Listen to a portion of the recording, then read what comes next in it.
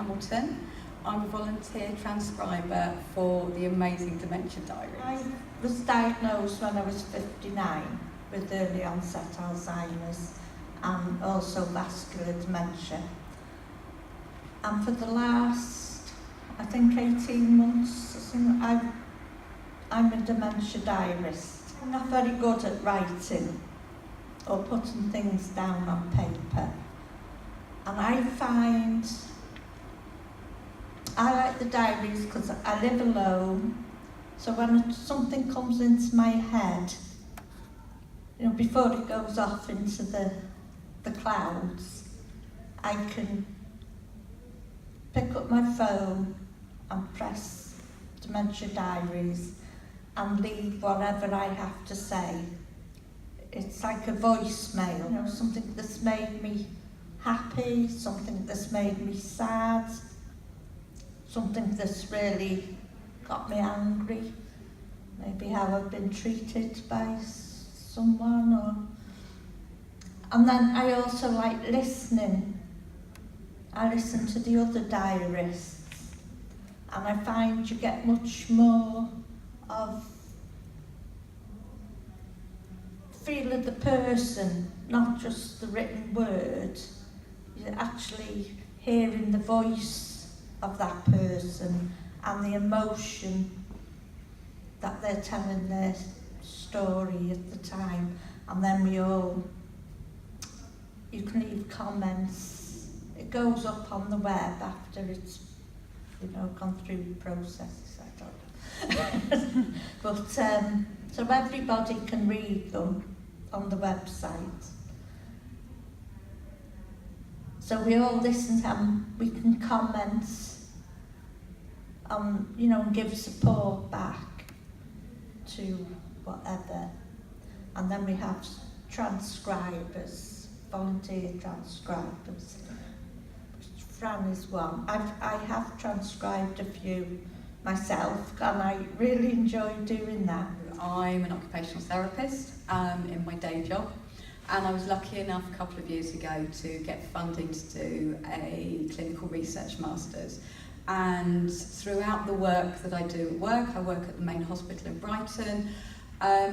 It's always been incredibly important to me to hear the voice of people with dementia. So I started listening to the diaries, and so much array of different experiences, different voices, the emotions. But to see that shared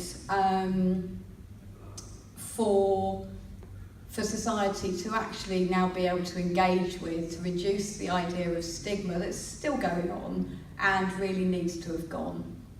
My personal journey at that point was getting in touch with Rachel and saying, how do I transcribe? Spotted on the website how to transcribe, make it very, very easy. If anybody wants to make their day feel infinitely better, just sit down for 20 minutes and transcribe a couple of diaries. It's wonderful. And my first one was Keith Oliver, and it was the 27th of November last year. And I got a bit addicted. I think I did about 6 in the first week, so probably supposed to be getting on with other stuff. And Dory came up very quickly as one of my favourites, and the humour and just everything that came through, really. But what I've seen with the diaries is everybody's experience. There's people looking at human rights, everyday nature, everything's there, the political, the everyday. What really comes through massively is the feeling of community, so people commenting on others' diaries. But I think you inspire people to know that they can do whatever they want to be doing still. The good thing about the diaries are as well, you don't have to be in the house to do them. Wherever you are, if you're out and something happens or something comes into your head, you can just phone wherever you are. And an example, my diaries are always silly. because silly things happen to me all the time. But I thought this Saturday morning, only about a month ago, I decided to go out on a bicycle ride. It was a lovely Saturday morning. So I went off, I thought I'll follow the cycle path along the river into Chester. I don't know what happened, but the cycle path disappeared. Don't know how. And I ended up on, at one time it was the biggest industrial estate in the UK, so you can find how big it isn't now. I was on there an hour and a half, cycling round and round, couldn't find my way off it. And I was getting a little bit anxious, because I thought if I phone my daughter and say I'm lost, she'll stop me riding my bike. So say, you should go out on your bike. So there was a big rock there, a big boulder, so I sat on that and I thought, I'll make a Dementia diary. So I did. I said, I'm sitting here on a rock, completely lost, on an industrial estate. So I rambled on a bit, as I do. And I said, I've spotted a bus stop, so if there's a bus stop, there must be a way. So I'll follow the bus stops. And I said, I'll do another report later, so you all know I'm home safe. It may be in the morning. But after I'd done that, I didn't feel, I sort of started giggling to myself, because I got this picture of all the other diaries listening to me. Oh, she's laughing. But it took that, I'd shared that anxiety in a way, and just got back on my bike, and I did find my way home. So that's what it means to me. But I also do some serious ones too, but they're mostly funny ones.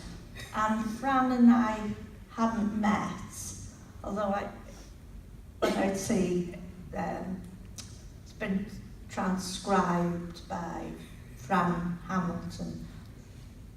When we did finally meet, I felt that I knew her, that I'd known her a long time. Amazing. Yeah. I have put it as more than recommended reading for our medical students at the hospital trust, and I've shared that with other people around the country.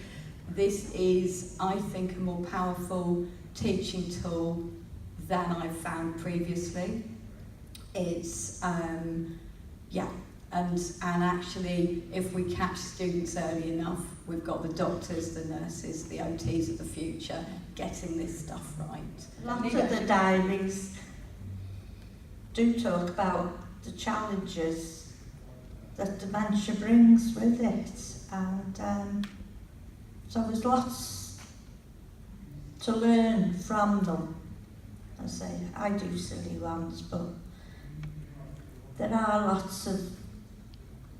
lots of information, but I feel it really makes it more personal to hear, to listen to it, than reading it. I think it's as an important thing is to see people as people. So all of that information we're giving to people who are learning about dementia is one thing, but actually we as a society have still got a way to go for society to realise actually things don't change. Some of the nuts and bolts may change, but actually human rights and the person that you always will be. I had an amazing Christmas Eve last year because I was waiting for the next one to come in, because Dory had promised 6 silly Christmas stories, and I was on my sister's laptop. I was going to wait for this next one come in, and actually the minute they did, and I can't remember the time I finished, but it had me in absolute stitch. I said, my days when I need a bit of a pick up, I'll just go in and transcribe a couple